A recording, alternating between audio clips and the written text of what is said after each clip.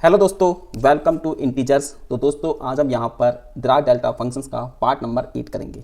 तो अगर अभी तक आपने प्रीवियस लेक्चर्स नहीं देखे तो जाकर उनको देख लीजिए। डिस्क्रिप्शन बॉक्स में आपको डिराक डेल्टा फंक्शन की प्लेलिस्ट मिल जाएगी। और लेक्चर स्टार्ट करने से पहले आप सबको इस लेक्चर को लाइक कर देना है, एक प्यारा सा कमेंट कर देना है और इसको अपने दोस्तों के साथ शेयर कर देना है। तो चलिए अब हम इस क्वेश्चन को यहाँ पे सॉल्व करते हैं। तो देखिए क्वेश्चन क्या है, what is the value of the integral minus infinity से infinity d x delta x square minus 3x plus 2 और एक्स स्क्वायर प्लस 1। तो हमको यहाँ पर इस इंटीग्रल को दोस्तों सॉल्व करना है।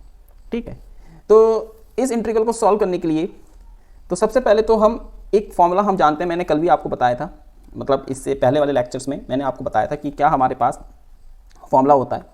तो जैसे यह है माइनस इन्फिनिटी से प्लस इन्फिनिटी, यह हमारे पास है F of x delta G of x और ये हमारे पास है डी एक्स।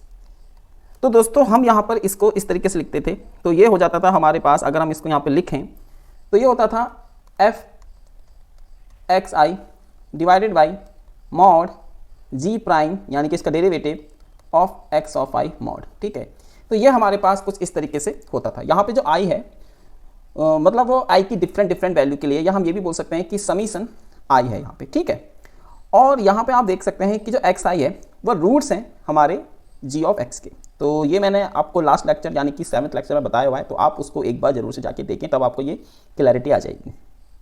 चलिए अब अगर मैं अपने इस क्वेश्चन को इसके साथ कंपेयर करूँ तो आप देख सकते हैं कि यहाँ पर अगर हम देखें तो डेल्टा यह आपको दिया गया है x square minus 3x plus का 2, तो ये हमारे पास जी ऑफ एक्स है। ठीक है, तो यहाँ से अगर आप देखेंगे तो आपका जो जी ऑफ एक्स दे रखा है वो x square minus 3x plus का 2 है। तो अब अगर मैं यहाँ पे इसके रूट्स निकालूँ तो रूट्स निकालने के लिए आपको जी ऑफ एक्स को 0 के इक्वल करना पड़ेगा। मीन्स डैट ये हो जाएगा एक्स स्क्वायर माइनस का 3x प्लस का 2 इज इक्वल टू 0। अब आपको क्या करना है, यहाँ पर इसके रूट्स निकालने हैं। तो इसके रूट्स कितने आएंगे, तो ये हो जाएगा x माइनस 1 और इसको लिख सकते हैं x minus 2 is equal to 0। तो दोस्तों ये हो जाएगा हमारे पास x इज इक्वल टू 1 और x इज इक्वल टू 2। तो यहाँ पे x की वैल्यू हमारे पास 1 और 2 आ गई, इसी को हम xi बोलेंगे। ठीक है, अब इस चीज़ को हम यहाँ पे पुट कर देते हैं।